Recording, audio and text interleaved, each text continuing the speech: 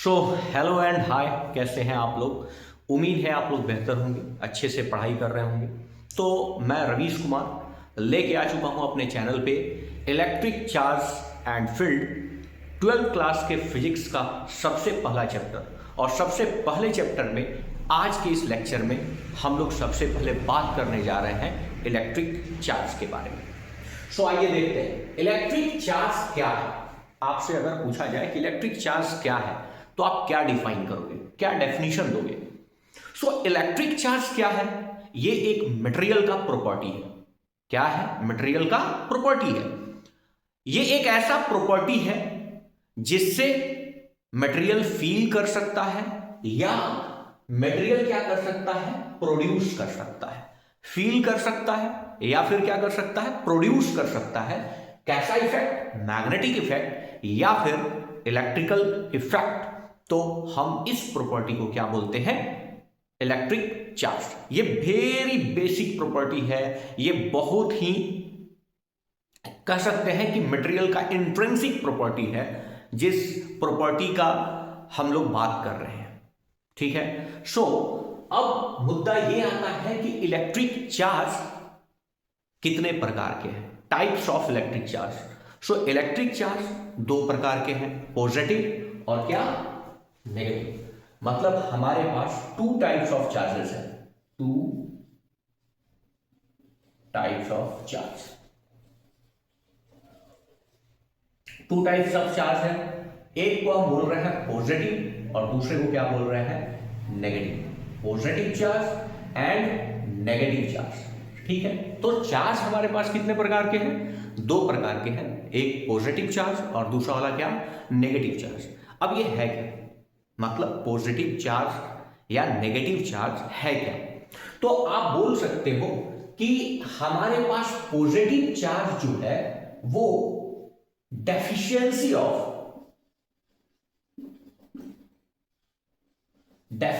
Of electron है।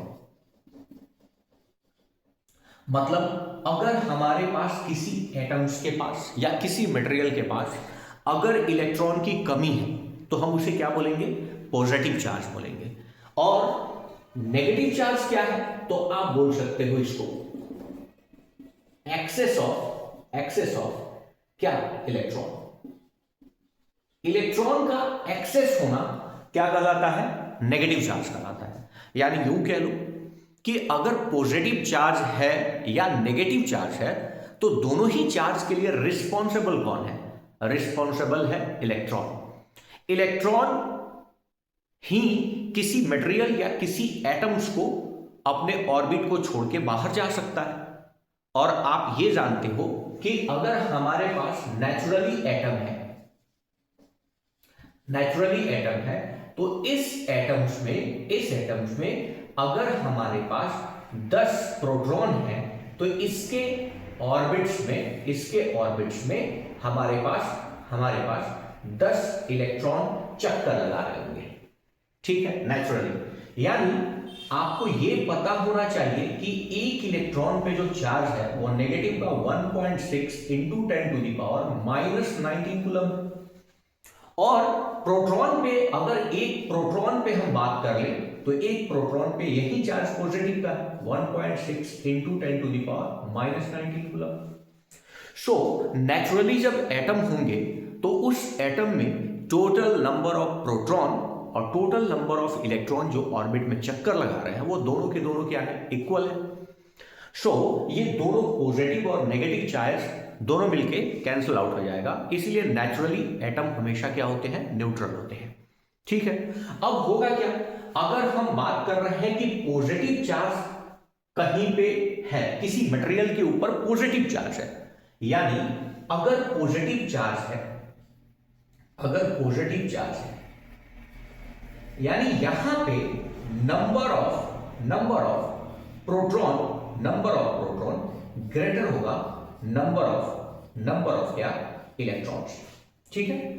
अगर positive charge है तो हमारे पास नंबर ऑफ प्रोटॉन्स ज्यादा होंगे और नंबर ऑफ इलेक्ट्रॉन्स क्या होंगे, कम होंगे। यानी इलेक्ट्रॉन इस एटम को छोड़ के, इस मटेरियल को छोड़ के कहीं और ट्रांसफर हुआ है। ठीक है। और अगर हमारे पास नेगेटिव चार्ज है, नेगेटिव चार्ज है, तो इस कंडीशन में आपके पास नंबर ऑफ प्रोटॉन जो होगा वो लेस देन होगा number of electrons, number of electrons. मतलब यहां पे इलेक्ट्रॉन की संख्या क्या होगी, ज्यादा होगी। इलेक्ट्रॉन अगर ज्यादा हो गया तो वो मटेरियल क्या होगा, उस समय वहां पे नेगेटिव चार्ज जनरेट होगा, और अगर प्रोटॉन अधिक है तो वहां से इलेक्ट्रॉन गायब हुआ होगा और वहां पे कैसा चार्ज होगा, पॉजिटिव चार्ज होगा। नेगेटिव चार्ज के लिए इलेक्ट्रॉन ज्यादा होगा और पॉजिटिव चार्ज के लिए इलेक्ट्रॉन की डेफिशिएंसी होगी। मतलब पॉजिटिव चार्ज अगर किसी ने पूछ लिया कि क्या है, सो इलेक्ट्रॉन की कमी को, किसी एटम के पास इलेक्ट्रॉन की कमी ही क्या है, पॉजिटिव चार्ज है, और किसी एटम्स के पास इलेक्ट्रॉन की अधिकता, एक्सेस ऑफ इलेक्ट्रॉन ही क्या है, नेगेटिव चार्ज है।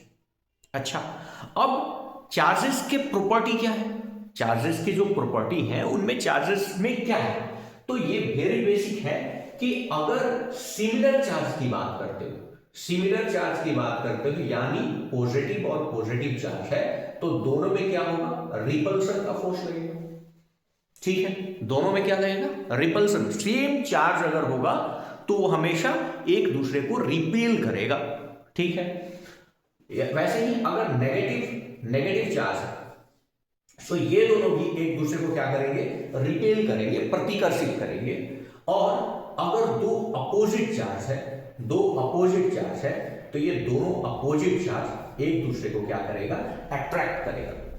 ठीक है, अपोजिट चार्जेस के बीच अट्रैक्शन का फोर्स होगा और सिमिलर चार्जेस के बीच क्या होगा, वहां पे रिपल्सन का फोर्स काम करेगा। Very basic. ठीक है, अच्छा एक क्वेश्चन और दिमाग में आता है, क्या आता है कि अगर मटेरियल पे नेगेटिव चार्ज है और किसी मटेरियल पे पॉजिटिव चार्ज है, तो क्या उनके मास में डिफरेंस आएगा क्या? एक मटेरियल जो पहले न्यूट्रल था, हाँ पहले क्या था, न्यूट्रल था। अगर कोई मटेरियल एक न्यूट्रल, लेट्स से यहां पे एक मटेरियल है, ये है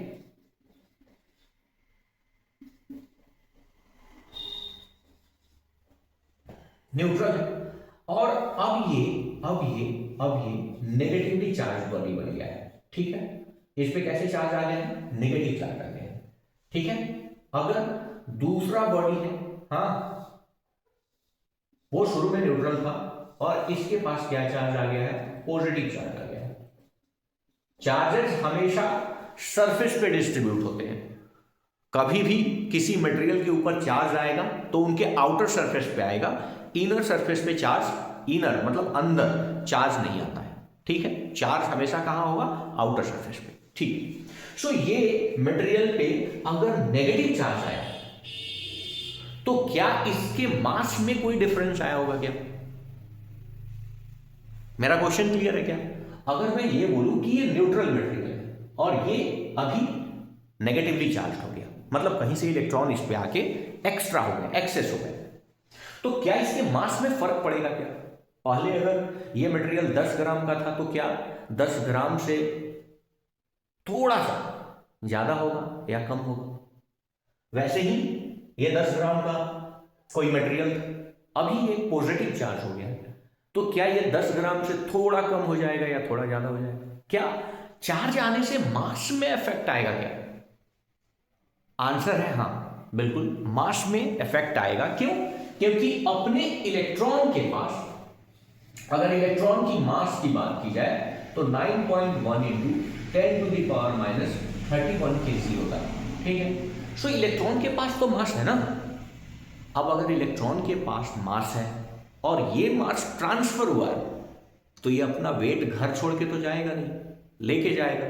यानी अगर कोई मटेरियल नेगेटिव चार्ज हुआ है तो उसका मास पहले से थोड़ा ज्यादा हो जाएगा, बहुत छोटा सा मास ज्यादा हो जाएगा। और अगर कोई मटेरियल पॉजिटिव चार्ज हुआ है यानी उसको इलेक्ट्रॉन छोड़ के गया है, तो जो पॉजिटिव चार्ज मटेरियल होगा उसका मास थोड़ा सा कम हो जाएगा। हो इतना आइडिया क्लियर है? सो चार्ज के बारे में हम लोगों ने क्या पढ़ा कि चार्ज के बारे में हम लोगों ने पढ़ा कि चार्ज एक प्रॉपर्टी है मटेरियल का जिसके कारण वो फील करता है या प्रोड्यूस करता है, फील करता है या फिर खुद प्रोड्यूस करता है क्या, मैग्नेटिक इफेक्ट या इलेक्ट्रिक इफेक्ट। इस प्रॉपर्टी को ही हम क्या बोलते हैं, चार्ज बोलते हैं। चार्ज हमारे पास दो तरीके के होते हैं, टू टाइप्स के चार्ज ही होते हैं, पॉजिटिव चार्ज और नेगेटिव चार्ज। पॉजिटिव चार्ज को यूं आप बोल सकते हो कि प्रोटॉन है। पॉजिटिव चार्ज क्या है, प्रोटॉन है, और नेगेटिव चार्ज क्या है, इलेक्ट्रॉन है। ठीक है, पॉजिटिव चार्ज क्या है, इलेक्ट्रॉन है। तो आप बोल सकते हो कि अगर डेफिशिएंसी हो रहा है इलेक्ट्रॉन का कमी हो रहा है तो वो पॉजिटिवली चार्ज है, और एक्सेस हो रहा है तो वो क्या है, एक्सेस हो रहा है तो वो बॉडी नेगेटिवली चार्ज है। फिर हमने ये पढ़ा कि भैया अगर दो चार्ज सिमिलर हैं तो हमेशा उसमें रिपल्सन का फोर्स लगेगा, और दो चार्ज अगर अपोजिट चार्ज है तो उनमें हमेशा अट्रैक्शन का फोर्स लगेगा।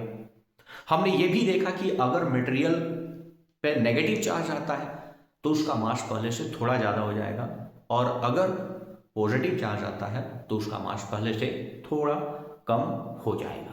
ओके, फिर हमने देखा कि इलेक्ट्रॉन पे जो चार्ज है 1.6 इंटू 10⁻⁻19 कूलम, ये नेगेटिव का चार्ज इलेक्ट्रॉन पे होता है, और सिमिलर चार्ज प्रोटॉन पे क्या होता है, पॉजिटिव का होता है। ओके, अच्छा, इसके बाद हम ये बोल सकते हैं कि चार्ज फिर है क्या, कैसा क्वांटिटी है, स्केलर है या फिर वेक्टर क्वांटिटी है।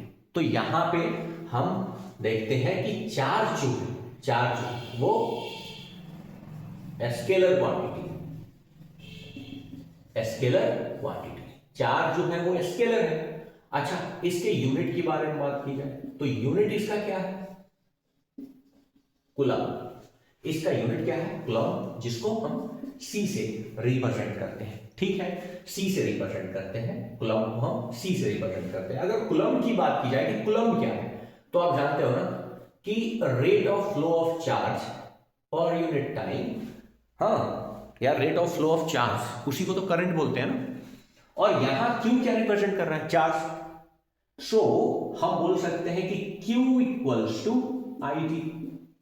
सो एम्पियर इंटू टाइम, करंट का यूनिट क्या, एम्पियर, और टाइम का यूनिट क्या, सेकेंड। तो एम्पियर सेकेंड कूलम्स को रिप्रेजेंट करता है। कूलम्स को क्या रिप्रेजेंट करता है, कूलम्स को क्या रिप्रेजेंट करता है, एम्पियर सेकेंड। ठीक है ना, एम्पियर सेकेंड। सो एम्पियर सेकेंड को ही हम क्या बोलते हैं, कूलम बोलते हैं। ठीक है, सो चार्ज नेगेटिवली चार्ज पार्टिकल है। ओके, इतना बात क्लियर है क्या, इसमें कहीं कोई प्रॉब्लम हो तो बिल्कुल कमेंट कीजिए कि हाँ यहाँ पे हमें प्रॉब्लम है। अब हम चार्ज के प्रॉपर्टी को, ठीक है, और आगे लेके चलते हैं। चार्जेस के क्या क्या प्रॉपर्टी हैं उसके बारे में बात करते हैं। सो यहाँ पे अगला है प्रॉपर्टी ऑफ चार्जेस। जनरली चार प्रॉपर्टी जो सबसे इंपॉर्टेंट है उसके बारे में हम लोग बात करते हैं। सो पहला प्रॉपर्टी है additivity of charges. Additivity of charges क्या है, चार्ज स्केलर क्वांटिटी है, और चार्ज स्केलर क्वांटिटी है तो उसको सिंपली अलजेब्राइक लॉ से हम क्या कर सकते हैं, ऐड कर सकते हैं। मतलब एडिटिव क्वांटिटी क्या है, अगर यहां पे कोई मटेरियल है, इस मटेरियल पे ये Q1 चार्ज है, ये Q2 चार्ज है, ये Q3 चार्ज है, ये Qn चार्ज है, डॉट डॉट डॉट, बहुत सारे चार्ज है। सो एडिटिव प्रॉपर्टी क्या बोलता है कि टोटल चार्ज, ठीक है,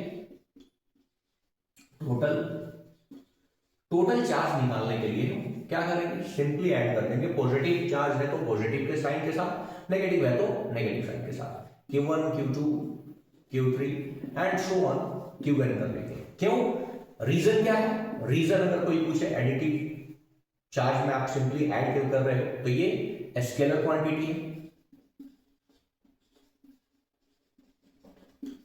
और स्केलर क्वांटिटी है तो सिंपली अलजेब्रिक लॉ से ये क्या हो जाएगा, ऐड हो जाएगा।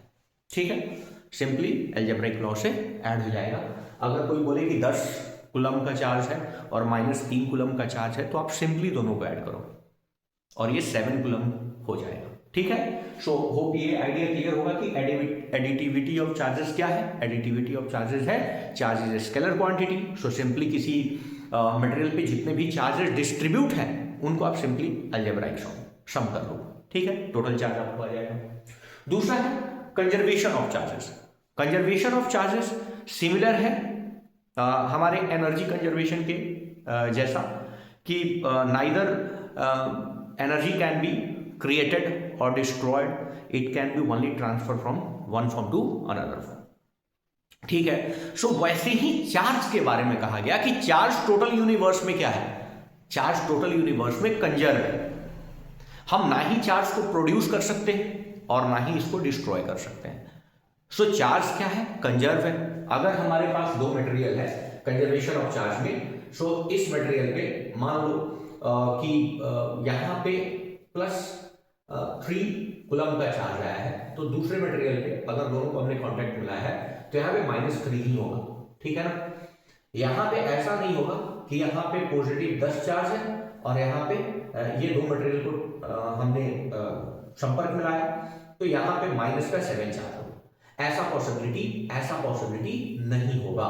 हमारे पास जितने चार्ज, अगर दो बॉडी में चार्ज का ट्रांसफर हुआ है तो एक बॉडी पे जितना पॉजिटिव चार्ज होगा दूसरे बॉडी पे उतना ही नेगेटिव चार्ज होगा। फिर से मैं रिपीट कर रहा हूं कि मैं दो बॉडी की बात कर रहा हूं और दो बॉडी के बीच में ट्रांसफर हुआ है चार्ज का, कोई तीसरा बॉडी इसमें नहीं है। हाँ, सो इस स्थिति में पहला वाला जितना पॉजिटिव चार्ज होगा दूसरा वाला उतना ही नेगेटिव चार्ज होगा।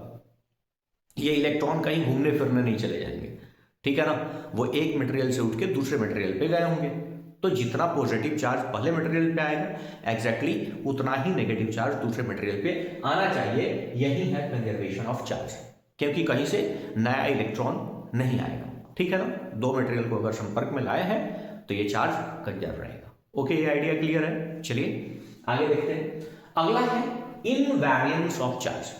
इनवेरिएंस ऑफ चार्ज क्या? इनवेरिएंस ऑफ चार्ज मतलब अगर किसी मटेरियल पे 10 कूलम का चार्ज है और वो मटेरियल का जो स्टेट है अभी वो रेस्ट में, ठीक है। अब वो मटेरियल क्या हुआ, अगले स्टेट पे वो मूव करने लगा, चलने लगा। सो जब चलने लगेगा तो क्या चार्ज 10 कूलम से ज्यादा हो जाएगा या कम हो जाएगा? सो कहानी है कि नहीं। इनवेरिएंस ऑफ चार्ज में क्या है कि चार्ज किसी बॉडी पे अगर है तो वो चाहे चल रहा हो चाहे रुका हुआ हो, चार्ज हमेशा उतना ही रहेगा, चार्ज में कोई डिफरेंस नहीं आएगा, ठीक है। इसको ऐसे समझते हैं कि ये एक बॉडी है, ठीक है।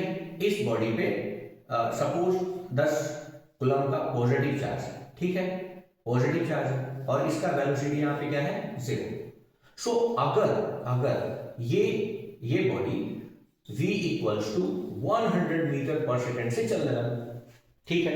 सो क्या इस 10 कूलम चार्ज में कोई फर्क आएगा? नहीं, यहां पे अभी भी पॉजिटिव 10 कूलम का ही चार्ज रहेगा, ठीक है। इसे क्यों पढ़ रहे हैं? क्योंकि मास के केस में ऐसा नहीं होता है। इसे क्यों पढ़ रहे हैं? इनवेरिएंस ऑफ चार्ज क्यों पढ़ रहे हैं? क्योंकि मास के कंडीशन में ऐसा नहीं होता है। आप ये पढ़े हुए 11th क्लास में भी कि moving mass is always greater than क्या, स्टैंडिंग मास। मतलब रेस्ट में जो मास होता है, हाँ, वो हमेशा छोटा होगा और मूविंग मास जो चल रहा है अगर वो बॉडी चलना शुरू कर दे तो उसका मास थोड़ा तो बढ़ जाएगा। इसके बारे में आइंस्टाइन ने आपको बताया भी कि moving mass equals to standing mass divided by 1 minus v² upon c²। यहां पे ये जो मास है वो मूविंग मास है, मूविंग मास, ठीक है। ये क्या है? रेस्ट मास है, रेस्ट मास, ठीक है। यहां पे वेलोसिटी ऑफ ऑब्जेक्ट है और c वेलोसिटी ऑफ लाइट, जो कितना होता है 3 × 10⁸ मीटर पर सेकेंड, ठीक है। और ये वेलोसिटी ऑफ क्या है? ऑब्जेक्ट। इस v के बारे में वेलोसिटी ऑफ ऑब्जेक्ट, ठीक है। सो ये वेलोसिटी ऑफ ऑब्जेक्ट है। सो हमने ये देखा है कि मास जो है किसी बॉडी का चलने पे बढ़ जाता है, अगर वो चल रहा है तो बढ़ जाता है। इसके लिए आइंस्टाइन ने हमें फॉर्मूला भी दिया था, ठीक है। लेकिन चार्ज के साथ ऐसा नहीं होगा। चार्ज स्टैंडिंग है या मूविंग कंडीशन में, अगर एक बार जो चार्ज है, अगर स्टैंडिंग कंडीशन में चार्ज 10 कूलम था, तो अगर वो बॉडी चलना शुरू कर दिया तब भी उसके पास 10 कूलम का ही चार्ज होगा। होप ये आइडिया क्लियर है। सो आगे चलते हैं। Very important property, that is quantization of charge. Quantization of charge क्या बोलता है? क्वांटाइजेशन ऑफ चार्ज को समझने के लिए हम चार्ज के बारे में बात करते हैं कि चार्ज जनरेट कैसे होता है। चार्ज के लिए रिस्पॉन्सिबल कौन है? सो इलेक्ट्रॉन है। चार्ज के लिए रिस्पॉन्सिबल क्या है? इलेक्ट्रॉन है। अगर यहां पे ये बॉडी न्यूट्रल था, ठीक है, यहां से इलेक्ट्रॉन बाहर गया, ठीक है, अगर यहां से इलेक्ट्रॉन बाहर गया, सो इस बॉडी पे क्या होगा? एक, मान लो 1 पॉजिटिव चार्ज आ जाएगा, ठीक है, एक इलेक्ट्रॉन का डेफिशिएंसी था। अगर यहां से इलेक्ट्रॉन 2 बाहर चला गया, सो यहां पे क्या आ जाएगा? इस ऑब्जेक्ट के पास 2 पॉजिटिव चार्ज आ जाएगा। या यूं कह लो कि यहां पे इलेक्ट्रॉन बाहर से आया, ठीक है, यहां पे इलेक्ट्रॉन बाहर से आया, और यहां पे इलेक्ट्रॉन, कितने इलेक्ट्रॉन आ रहा है? मान लो 3 इलेक्ट्रॉन आ गए। सो इस कंडीशन में क्या होगा? इस ऑब्जेक्ट पे -3 चार्ज होगा, ठीक है, माइनस का 3 होगा। सो अब क्वांटाइजेशन क्या बोलता है? क्वांटाइजेशन ये बोलता है कि इलेक्ट्रॉन का जो ट्रांसफर होगा, ठीक है, इलेक्ट्रॉन का जो ट्रांसफर होगा वो इंटीग्रल मल्टीपल होगा। मतलब आप 2.5, 3, पौने 3, 3.25, 2.5, आधा, ऐसे इलेक्ट्रॉन का ट्रांसफर नहीं कर सकते हो। अगर इलेक्ट्रॉन एक बॉडी से दूसरे बॉडी पे ट्रांसफर होगा तो क्वांटाइज्ड होगा। क्वांटाइज्ड मतलब इंटीग्रल मल्टीपल ऑफ इलेक्ट्रॉन होगा। हम 1.5 इलेक्ट्रॉन का ट्रांसफर नहीं कर सकते हैं। हम जब भी इलेक्ट्रॉन का ट्रांसफर करेंगे तो 1, 2, 3, 4 कोई नेचुरल नंबर ही होगा, ठीक है। सो क्वांटाइजेशन ऑफ चार्ज में हमें यह बोला जाता है कि जो भी चार्ज डेवलप होगा, चार्ज को हम क्यू सिंबल से, कैपिटल क्यू सिंबल से दिखाते हैं, तो ये चार्ज, देखो, चार्ज पॉजिटिव हो सकता है या नेगेटिव हो सकता है।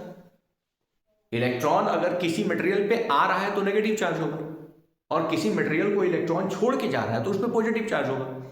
सो चार्ज कैन बी पॉजिटिव और नेगेटिव, और हमेशा चार्ज जो होगा वो इंटीग्रल मल्टीपल ऑफ क्या होगा? Charge of electron. मतलब एक चार्ज अगर आया तो -1.6 इंटू 10⁻⁻19 कूलम का चार्ज आएगा। अगर 2 इलेक्ट्रॉन आया है तो 2 टाइम्स 1.6 इंटू 10⁻⁻19 कूलम का चार्ज आएगा। क्या ये बात समझ रहे हो? तो यहां पे हमारे पास Ne फॉर्मूला हम जनरेट कर रहे हैं जो क्वांटाइजेशन ऑफ चार्ज को बता रहा है। ये E जो है वो चार्ज ऑन इलेक्ट्रॉन है, चार्ज ऑन इलेक्ट्रॉन है, और N जो है वो N क्या है? 1, 2, 3, 4 एंड सो ऑन, कुछ भी हो सकता है, ठीक है। सो इंटीग्रल मल्टीपल होगा। क्वांटाइजेशन ऑफ चार्ज हमें यह बताता है कि जब भी इलेक्ट्रॉन का ट्रांसफर होगा तो वो इंटीजर मल्टीपल में होगा। 10 इलेक्ट्रॉन ट्रांसफर होंगे, 5 इलेक्ट्रॉन, 6 इलेक्ट्रॉन, जो भी इलेक्ट्रॉन ट्रांसफर होंगे, ठीक है। सो किसी मटेरियल पे कोई चार्ज है, किसी मटेरियल पे कोई चार्ज है, ठीक है, क्यू चार्ज है।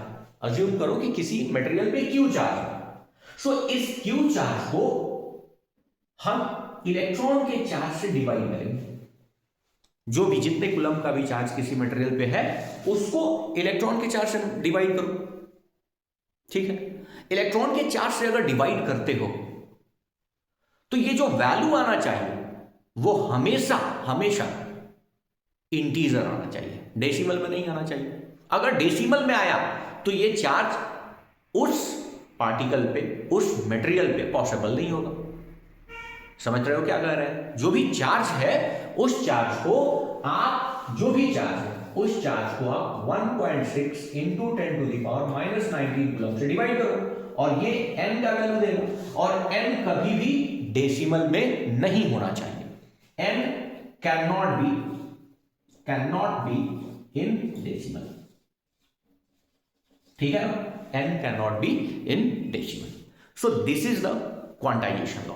क्वांटाइजेशन लॉ क्लियर होना चाहिए कि हमारे पास किसी भी मटेरियल पे जब चार्ज का ट्रांसफर होगा तो वो चार्ज हमेशा इंटीग्रल मल्टीपल ऑफ इलेक्ट्रॉन होगा, कभी भी 1.5, आधे, पौने 2 इलेक्ट्रॉन ट्रांसफर नहीं होंगे। सो किसी मटेरियल पे अगर चार्ज है तो वो चार्ज पॉसिबल है या नहीं, इसके लिए आप इलेक्ट्रॉन के चार्ज से डिवाइड कर लो। डिवाइड करने के बाद वो वैल्यू क्या आना चाहिए, इंटीजर आना चाहिए। अगर इंटीजर है तो वो चार्ज पॉसिबल है उस मटेरियल पे, और अगर इंटीजर नहीं है तो चार्ज पॉसिबल नहीं है। So quantization of charge Q equals to plus minus n E होगा। क्लियर है? क्लियर है? ओके। सो यहां अपना अगला टॉपिक है कूलम्ब्स लॉ, जो दो चार्जेस के बीच, दो पॉइंट चार्जेस के बीच फोर्स ऑफ अट्रैक्शन या फोर्स ऑफ रिपल्सन को बताता है। यहां हमने दो चार्ज को सेपरेट रखा है, एक पॉइंट चार्ज है Q1 और दूसरा एक पॉइंट चार्ज है Q2, और इस दोनों के बीच का जो डिस्टेंस है, जो सेपरेशन है, उस सेपरेशन को हम R बोल रहे हैं। मतलब दो पॉइंट चार्ज सेपरेटेड है R डिस्टेंस पे। सो उनके बीच कितना फोर्स ऑफ अट्रैक्शन या फोर्स ऑफ रिपल्सन लगेगा, फिलहाल हम उसके केवल मैग्नीट्यूड के बारे में बात कर रहे हैं। फिर हम कूलम्ब्स लॉ का वेक्टर फॉर्म देखेंगे जहां पे हम उसके डायरेक्शन की भी बात करेंगे। सो यहां पे हम केवल मैग्नीट्यूड देखते हैं। तो कूलम्ब्स ने हमें बताया कि जो इन दोनों के बीच फोर्स लग रहा है वो फोर्स डायरेक्टली प्रोपोर्शनल है दोनों चार्ज के प्रोडक्ट के बराबर। मतलब Q1 इंटू Q2 के डायरेक्टली प्रोपोर्शनल है force acting between two point charge, ठीक है। और ये फोर्स इनवर्सली प्रोपोर्शनल है उन दोनों के बीच के जो डिस्टेंस है उसके स्क्वायर के। कूलम्ब्स लॉ क्या बोलता है कि force acting between two point charge is directly proportional to product of the both charge and inversely proportional to square of distance between them. Okay, so अब इस दोनों को हम कंबाइंड अगर करें तो मैं लिख सकता हूं Q1 into Q2 upon R square. अब प्रोपोर्शनलिटी हटाने के लिए हमें कांस्टेंट लाना होगा, और जो कांस्टेंट आता है उस कांस्टेंट को हम बोलते हैं इलेक्ट्रोस्टैटिक कांस्टेंट, जिसको हम स्मॉल k से रिप्रेजेंट करते हैं। सो यहां F is equals to small k Q1 into Q2 upon R square.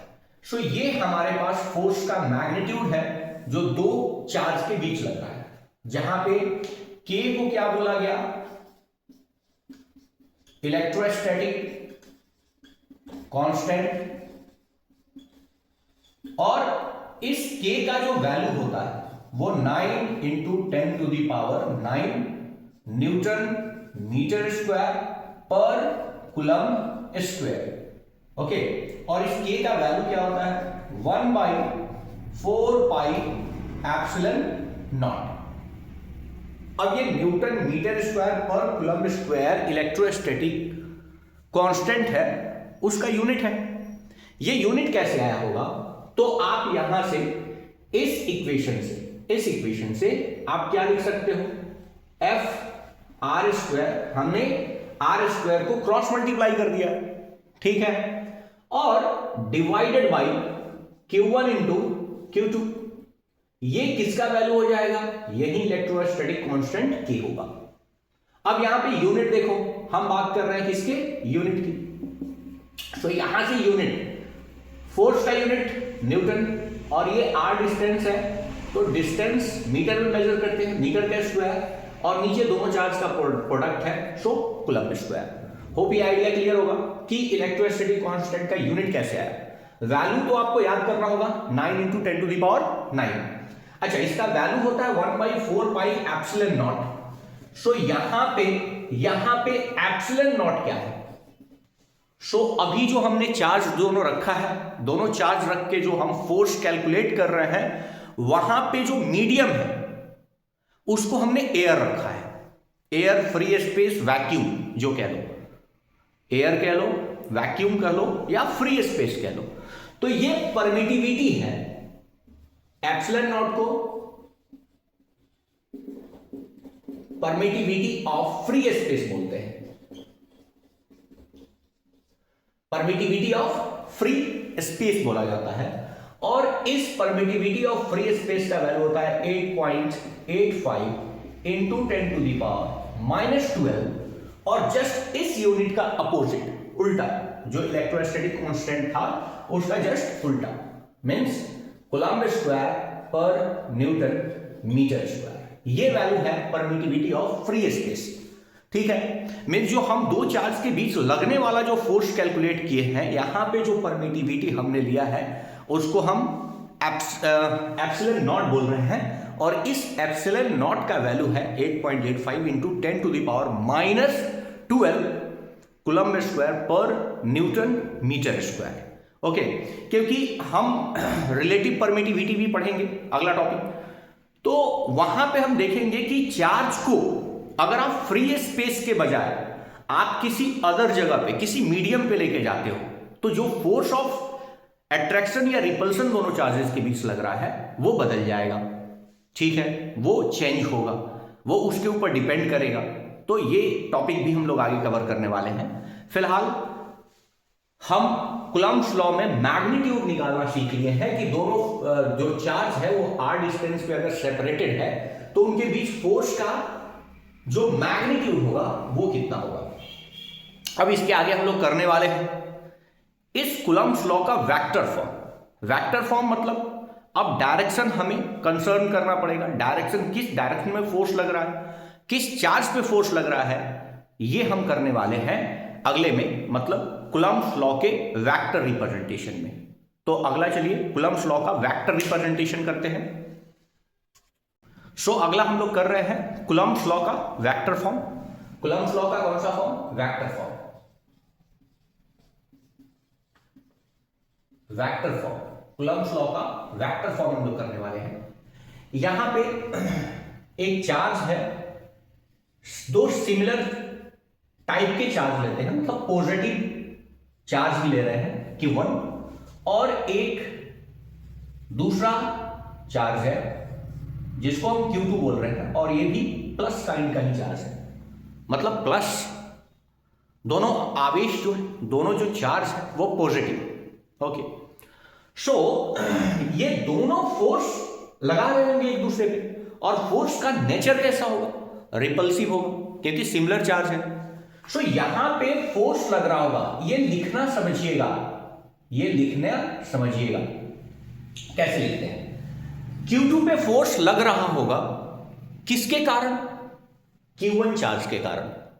तो जिस पे फोर्स लग रहा है उसे हम पहले नाम में लिखेंगे, और जो लगा रहा है उस पे हम वो दूसरा नोमेनक्लेचर का वो दूसरा पार्ट होगा। क्या कहना चाह रहे हैं? जो फोर्स लग रहा है वो फोर्स किस पे लग रहा है? सेकंड पे, दूसरे वाले चार्ज पे लग रहा है, और इस फोर्स को लगाने वाला रिस्पॉन्सिबल चार्ज कौन है? पहला चार्ज, तो F21।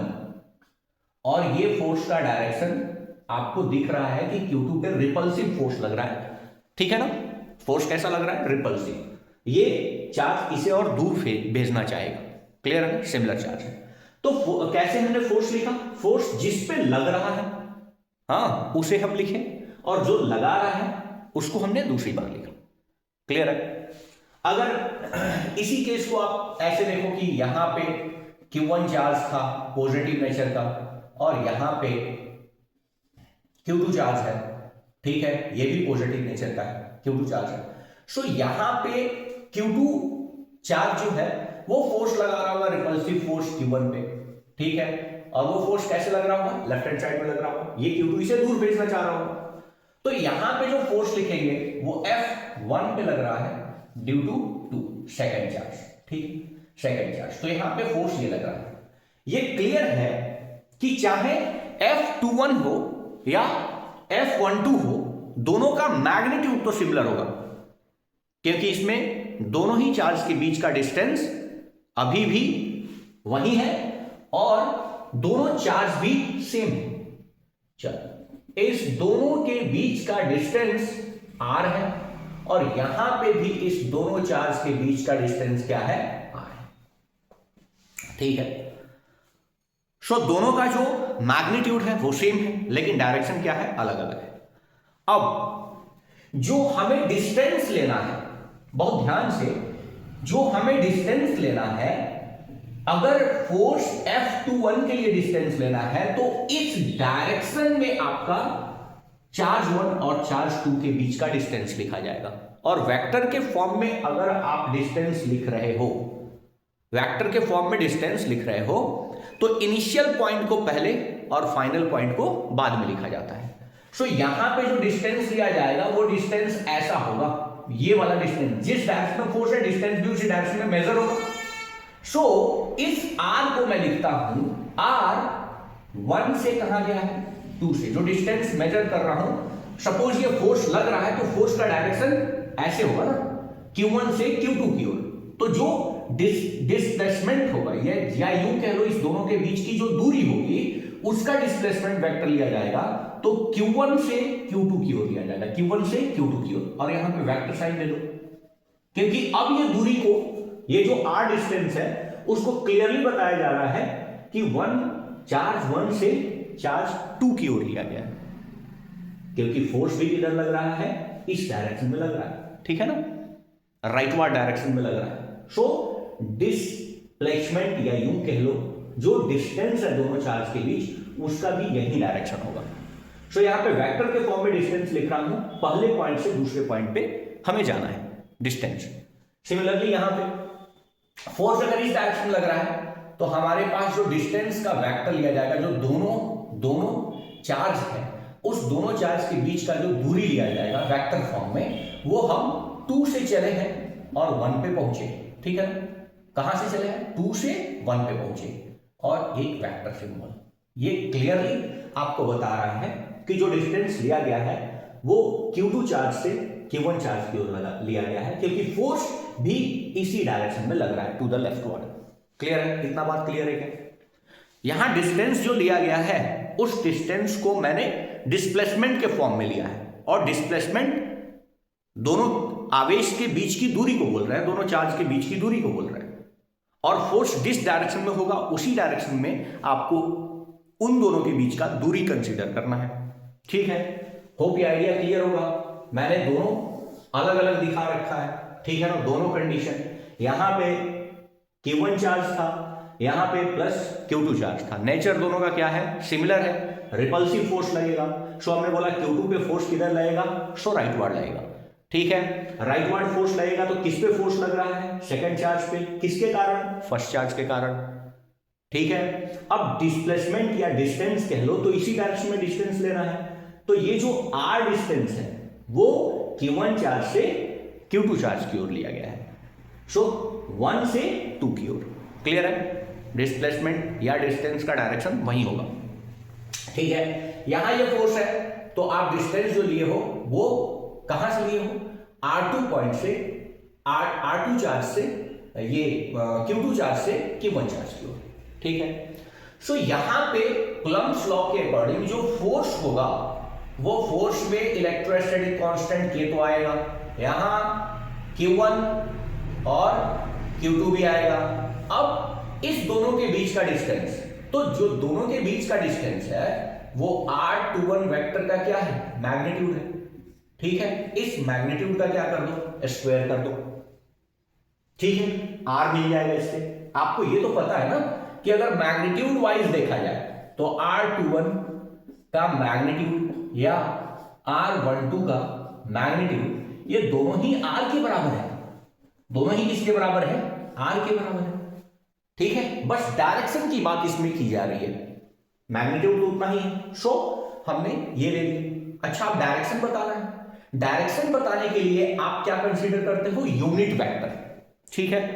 तो इसका यूनिट वेक्टर से मल्टीप्लाई कर दो, यूनिट वेक्टर क्या होगा, R21, देखो 2 से 1 की डायरेक्शन में फोर्स भी इसी डायरेक्शन में है, सो इसके यूनिट वेक्टर से हमने क्या कर दिया, मल्टीप्लाई कर दिया।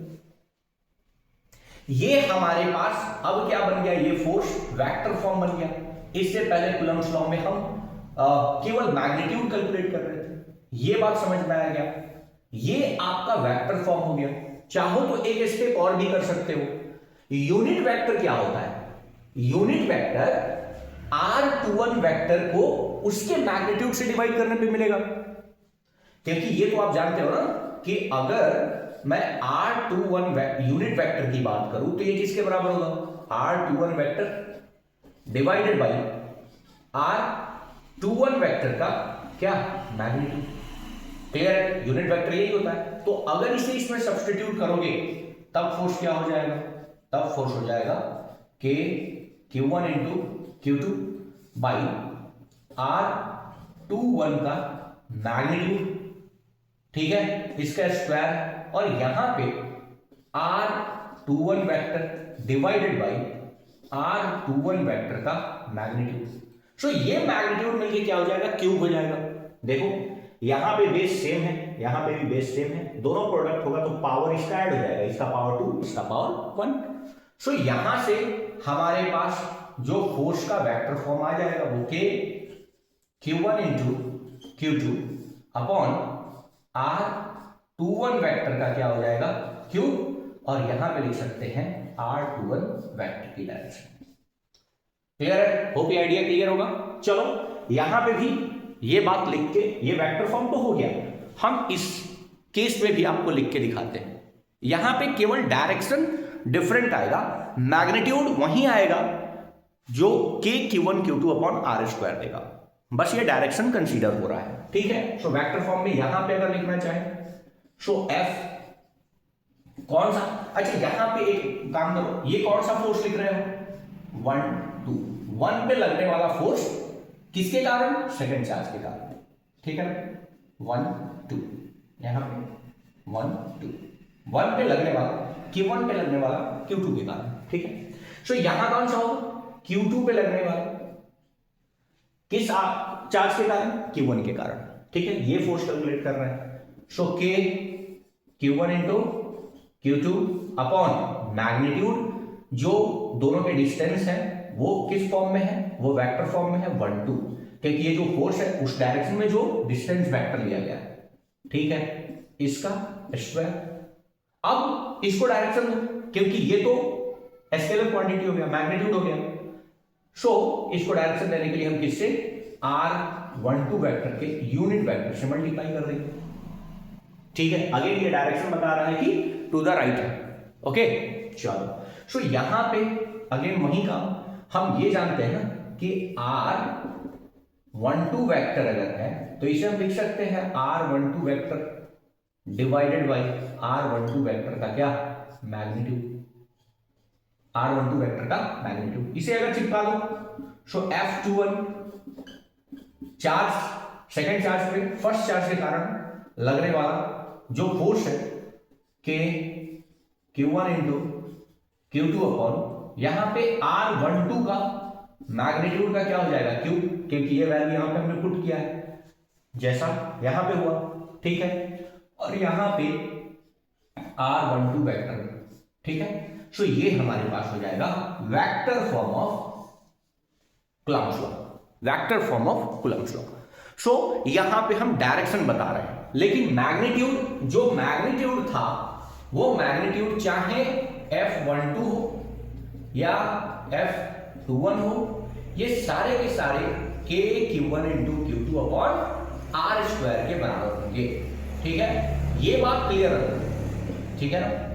ये केवल वेक्टर फॉर्म आपको डायरेक्शन बता रहा है, आपके एग्जाम्स में आते हैं, बोर्ड के एग्जाम में कई बार इसे पूछा गया है वेक्टर फॉर्म को। सो वेक्टर फॉर्म कैसे लिखा जाएगा ये आपको कंसर्न होना चाहिए।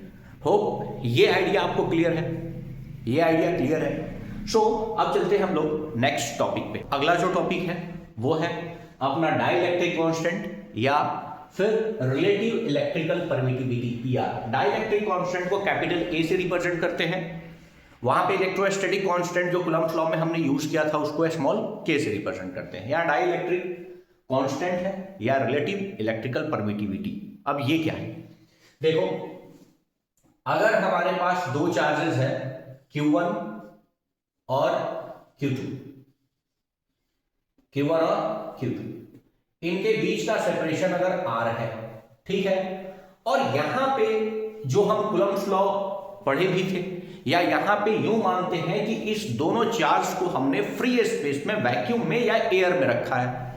सो यहां पे जो हमारे पास फोर्स का जो मैग्नीट्यूड होगा, जो दोनों चार्ज के बीच लग रहा है, वह स्मॉल के Q1 into Q2 upon R square के बराबर होगा। और K का वैल्यू आप जानते हो, K का वैल्यू क्या जानते हो, 1/4 pi epsilon naught Q1 into Q2 upon R square. ठीक है, ये वैल्यू होता है। जहां पे ये E नॉट जो है वो परमिटिविटी ऑफ फ्री स्पेस था, जिसका वैल्यू हमने पढ़ा भी था 8.85 इंटू 10⁻²। अब मैं क्या कर रहा हूं, इस दोनों चार्ज को उठा के किसी मीडियम में रख दे रहा हूं। यहां पे जो पूरा का पूरा आउटर जो स्पेस था वो क्या था, वैक्यूम था या फ्री स्पेस था। ठीक है, जो इसको रखा गया था, इसके बाहर जो चीज था वो क्या था, फ्री स्पेस था, एयर में रखा गया था। अभी इस दोनों चार्ज को, Q1 चार्ज को और यहां Q2 चार्ज को, ठीक है, किसी मीडियम के अंदर रख दिया गया है। इसको किसी मीडियम, वाटर हो, ठीक है, ऑयल हो, ठीक है, मिल्क हो, किसी चीज के अंदर रखा गया है, मतलब मीडियम चेंज हो गया है। ये मीडियम है कोई मीडियम, ठीक है। इस मीडियम का जो परमिटिविटी है उसको हम EM से रिप्रेजेंट कर रहे हैं। मीडियम का, किसी भी मीडियम के परमिटिविटी को EM से रिप्रेजेंट कर रहे हैं। ठीक है, सो इन दोनों के बीच जो फोर्स लग रहा है वो फोर्स यहां पे Q1 into Q2 upon R square होगा, और यहां 1/4 पाई एप्सिलॉन मीडियम आएगा, क्योंकि यहां पे परमिटिविटी अब फ्री स्पेस नहीं है। फ्री स्पेस के परमिटिविटी को हम एप्सिलॉन नॉट से रिप्रेजेंट करते हैं। यहां हमने जिस मीडियम में रखा है उसका परमिटिविटी EM है, और Q1 इंटू Q2 बाई क्या, आर स्क्वायर। ये फोर्स लग रहा होगा, इसको फोर्स इन मीडियम बोल दे रहे हैं, किसी मीडियम का फोर्स है, ठीक है, किसी भी अदर मीडियम का फोर्स है। इसको बोल दो इक्वेशन 1 और इसे बोल दो इक्वेशन 2। और अब हम क्या कर दे रहे हैं, इक्वेशन 1 को डिवाइड कर दे रहे हैं इक्वेशन 2 से।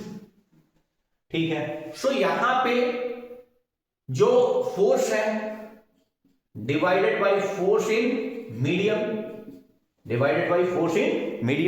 और ये जो फोर्स है वो क्या है, F जो है वो फ्री स्पेस में लगने वाला इस दोनों चार्ज के बीच फोर्स था। क्लियर है, सो यहां पे क्या हो जाएगा, 1/4 पाई एप्सिलॉन नॉट, ये Q1 into Q2 upon R square, और इसे डिवाइड करना है 1/4 पाई एप्सिलॉन किसी मीडियम का, ठीक है, Q1 into Q2 upon R square. ये टर्म सिमिलर है, कैंसिल आउट हो जाएगा, 1/4 पाई कैंसिल हो जाएगा, और ये वैल्यू हो जाएगा, देखो EM ऊपर चला जाएगा और E नॉट नीचे, तो EM अपॉन E नॉट। ठीक है, सो हमें जो मिला यहां पे क्या मिला, F by force in medium, force in air divided by force in medium, ये permittivity of medium divided by permittivity of free space. इसी रेशियो को हम क्या बोलते हैं, डाइलेक्ट्रिक कांस्टेंट कैपिटल K बोल दो या रिलेटिव परमिटिविटी बोल दो, ER बोल दो। ठीक है, इसी को हम क्या बोलते हैं, डाई इलेक्ट्रिक कांस्टेंट, या फिर यूं कह लो रिलेटिव परमिटिविटी। क्या है रिलेटिव परमिटिविटी? परमिटिविटी उस मीडियम का divided by permittivity of free space, E not epsilon not. ठीक है ना, ये रेशियो को हम क्या बोलते हैं, रिलेटिव परमिटिविटी या डाइलेक्ट्रिक कांस्टेंट बोलते हैं। यहां से एक बात समझो कि अगर मुझे फोर्स इन मीडियम निकालना है, अगर हमें फोर्स इन मीडियम निकालना है, फोर्स इन मीडियम, तो F इंटू क्या हो जाएगा, बाई EM। ठीक है, बाई EM, यही फोर्स हो जाएगा क्या, किसी मीडियम का। ठीक है, सो ये फोर्स हो जाएगा किसी भी मीडियम में। अच्छा, कई बार रिलेटिव परमिटिविटी या डाइलेक्ट्रिक कांस्टेंट का वैल्यू आपसे पूछ लिया जाता है, ठीक है। सो रिलेटिव परमिटिविटी या डाइलेक्ट्रिक कांस्टेंट का वैल्यू, ठीक है, एयर के लिए आपके पास रिलेटिव परमिटिविटी या फिर डाइलेक्ट्रिक कांस्टेंट के का वैल्यू 1 होता है, ठीक है। आपसे वाटर के लिए पूछ लिया जाता है, वाटर के लिए ER का वैल्यू या डाइलेक्ट्रिक कांस्टेंट के का वैल्यू 80 होता है। या फिर मेटल के लिए पूछ लिया जाता है, मेटल के लिए रिलेटिव परमिटिविटी या डाइलेक्ट्रिक कांस्टेंट के का वैल्यू क्या होता है, इनफाइनाइट। यानी रिलेटिव परमिटिविटी सबसे कम क्या होता है, एयर का होता है, सबसे कम एयर का। यानी एयर में तो जो दो चार्ज के बीच फोर्स लगेगा, एयर में या फ्री स्पेस या वैक्यूम कह लो, वहां पे जो दो चार्जेस के बीच जो फोर्स लगेगा वो ऑलवेज ग्रेटर होगा किसी भी मीडियम में। उसी दो चार्ज को आप उतना ही डिस्टेंस पे रख लो, मतलब सबसे ज्यादा जो फोर्स दो चार्ज के बीच लगेगा वो एयर में सबसे ज्यादा होगा। अगर उसे आप ऑयल में या फिर वाटर में या कहीं लेके जाओगे तो उसके बीच का लगने वाला फोर्स घट जाएगा। सो ये है अपना डाइलेक्ट्रिक कांस्टेंट या रिलेटिव परमिटिविटी। अब इसके अगले टॉपिक में हम करते हैं कि अगर बहुत सारा चार्ज है, डिफरेंट चार्जेस है, तो उन डिफरेंट चार्जेस के बीच जो फोर्स लगेगा, मतलब मल्टीपल चार्जेस रखे गए हैं और उन मल्टीपल चार्ज के बीच जो फोर्स लगेगा उसको सुपरपोजिशन प्रिंसिपल से कैसे हम निकालेंगे, कैसे ऐड करेंगे, ठीक है। अब यहां पे हमें देखना है फोर्स बिटवीन चार्जेस, मतलब बहुत सारे चार्ज है और उन चार्ज के इन्फ्लुएंस में किसी एक पर्टिकुलर चार्ज पे कितना फोर्स लग रहा है, ये कैसे कैलकुलेट करेंगे। सो डिफरेंट फोर्स हम कैलकुलेट करेंगे और उसको वेक्टर एडिशन से सम कर लेंगे, क्योंकि वेक्टर क्वांटिटी, फोर्स जो है वो क्या है, वेक्टर क्वांटिटी। सो यहाँ पे वेक्टर फॉर्म से हम क्या कैलकुलेट करेंगे, चार्जेस के बीच लगने वाला फोर्स। जैसे यहां पे सपोज एक चार्ज है Q1, यहां पे एक चार्ज है Q1, यहां एक चार्ज है Q2, यहां एक चार्ज है Q3, ठीक है, यहां कोई एक चार्ज है लेट्स से Q4, ठीक है। अब इन Q1 चार्ज पे फोर्स लगा रहा होगा, Q3 चार्ज भी Q1 पे फोर्स लगा रहा होगा और Q4 चार्ज भी Q1 पे फोर्स लगा रहा होगा। सो हमें टोटल फोर्स निकालना है, total force F total on क्या, Q1 चार्ज। हमें टोटल फोर्स निकालना है, टोटल फोर्स निकालना है, F टोटल निकालना है ऑन किस पे, Q1 पे। सो यहां पे एक एक करके हम कूलम्ब्स लॉ वेक्टर फॉर्म में लगाएंगे, अलग अलग फोर्स कैलकुलेट करेंगे और बाद में उसका वेक्टर सम कर लेंगे। जैसे यहां पे देखो, यहां पे अगर हम बात करें तो यहां पे Q2 के इन्फ्लुएंस में एक फोर्स लग रहा होगा, इस फोर्स को हम क्या बोलेंगे, F। किस पे लग रहा है, Q1 पे लग रहा है। कौन लगा रहा है, Q2 लगा रहा है, तो ये एक फोर्स होगा, ठीक है। अच्छा, अब Q3 से Q1 पे फोर्स लग रहा होगा, Q3 से Q1 पे फोर्स लग रहा होगा। ये फोर्स किस पे लग रहा है, फिर से Q1 पे लग रहा है। लगा कौन रहा है, थर्ड वाला चार्ज, ठीक है। यहां Q4 है, Q4 पे इस पे एक फोर्स लगा रहा होगा। ये क्या है, चार्ज 1 पे लग रहा है। लगा कौन रहा है, फोर्थ चार्ज लगा रहा है, ठीक है ना, फोर्थ नंबर चार्ज F1 पे, चार्ज 1 पे Q4 लगा रहा है, ठीक है। ये सारे फोर्स लग रहे हैं, ये तीनों फोर्स इस पे लग रहे हैं। इस तीनों फोर्स का वैल्यू चाहिए और इस वैल्यू का आफ्टर ऑल हम क्या कर लेंगे, वेक्टर सम कर लेंगे। तो चलिए, अगर मुझे F1 पे 2 के कारण लगने वाला फोर्स निकालना है, सो K Q1 Q2 अपॉन, ध्यान से देखो, ये जो डिस्टेंस है, इसको हम R से सपोज रिप्रेजेंट कर रहे हैं, सो इसको हम क्या बोलेंगे, R21, ठीक है, R21। 2 से हम 1 की ओर दूरी ले रहे हैं, ठीक है ना। सो R21 वेक्टर फॉर्म क्लियर है क्या, अगर वेक्टर फॉर्म क्लियर नहीं है तो पीछे वीडियो में आइए और कूलम्ब्स लॉ का वेक्टर फॉर्म देखिए, ठीक है ना।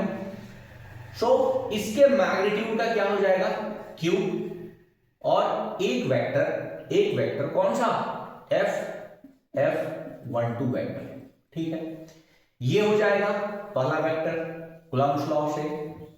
कूलम्ब्स लॉ के वेक्टर फॉर्म को देखिए, अगर ये क्लियर नहीं हो रहा है तो पीछे वीडियो में जाइए और उसे देखिए, ठीक है। चलिए अब अगला लिखते हैं, force on one due to 3, third charge के कारण। सो K Q1 पे फोर्स लगा रहा है, कौन लगा रहा है, Q3, ठीक है। नीचे अब जो ये डिस्टेंस होगा, बहुत ध्यान से, ये जो डिस्टेंस देख रहे हैं आप, Q से Q1, इसको R3 से 1 की ओर कह रहे हैं, 3 से 1 की ओर। सो R31 वेक्टर, इसका मैग्नीट्यूड का Q, और यहां पे R31 वेक्टर, ठीक है। ये क्या लिख दिया हूं, सॉरी, यहां पे क्या हो जाएगा, R21 वेक्टर, ठीक है ना। सो ये हो गया, ओके, कोई दिक्कत। चलो यहां पे F1 ड्यू टू 4, जो फोर्स लग रहा है वो Q1 चार्ज पे किसके कारण, 4 के कारण। तो यहां जो डिस्टेंस लिया जाएगा 4 से 1 की ओर, ठीक है, 4 से 1 की ओर। तो यहां पे क्या हो जाएगा, कि Q1 पे फोर्स लग रहा है, Q4 लगा रहा है, डिवाइडेड बाई R41, ठीक है, इसके मैग्नीट्यूड का Q, और यहां पे R41 वेक्टर, ठीक है। ये हो गया, ठीक है। अब F टोटल जो आपको निकालना है उसके लिए वेक्टर सम करना है। क्या करना है, वेक्टर सम करना है। और वेक्टर सम में F टोटल जो निकल के आएगा वो क्या आएगा, F12 force plus F13 force, ठीक है, 13 फोर्स प्लस F14 फोर्स, ठीक है ना। ये ऐड कर लो, ये टोटल आपको फोर्स निकल जाएगा, ठीक है ना। सो आपको अगर मल्टीपल चार्जेस दिया है और उस मल्टीपल चार्जेस के कारण किसी एक पर्टिकुलर चार्ज पे फोर्स लग रहा है, उस फोर्स को अगर कैलकुलेट करना है तो आप क्या करो, पर्टिकुलर दो चार्जेस के बीच हम फोर्स निकाल लेंगे, और जो भी फोर्स का मैग्नीट्यूड आएगा उसमें डायरेक्शन है, सो उसका आफ्टर ऑल हम क्या कर लेंगे, वेक्टर सम कर लेंगे। इस पे अब न्यूमेरिक टाइप वैल्यू दे दिया जाएगा और क्वेश्चन रहेगा। होप ये आइडिया क्लियर है, यहां तक क्लियर है। सो अगले वीडियो में, अगले लेक्चर में हम लोग इलेक्ट्रिक फील्ड स्टार्ट करेंगे, विद्युत क्षेत्र की बात करेंगे। यहां तक के लेक्चर में हम लोगों ने चार्जेस से रिलेटेड हर एक चीज देख लिया है। सो मिलते हैं नेक्स्ट वीडियो में, और नेक्स्ट वीडियो में हम लोग इलेक्ट्रिक फील्ड के बारे में बात करेंगे। और इलेक्ट्रिक फील्ड में बात करने से पहले हम लोग इस Coulomb's law, quantization of charge और वेक्टर लॉ पे, इन सारे लॉ पे हम लोग एक प्रॉब्लम का सीरीज भी करेंगे, ठीक है। तो मिलते हैं नेक्स्ट लेक्चर में। अगर ये आइडिया पसंद आ रहा है, आपको ये क्लासेस अच्छे लग रहे हैं, तो इसे लाइक कीजिए, चैनल को सब्सक्राइब कीजिए, और खुश रहिए, मस्त रहिए, स्वस्थ रहिए। मिलते हैं नेक्स्ट लेक्चर में। Till then, bye bye, tata, and thank you for watching.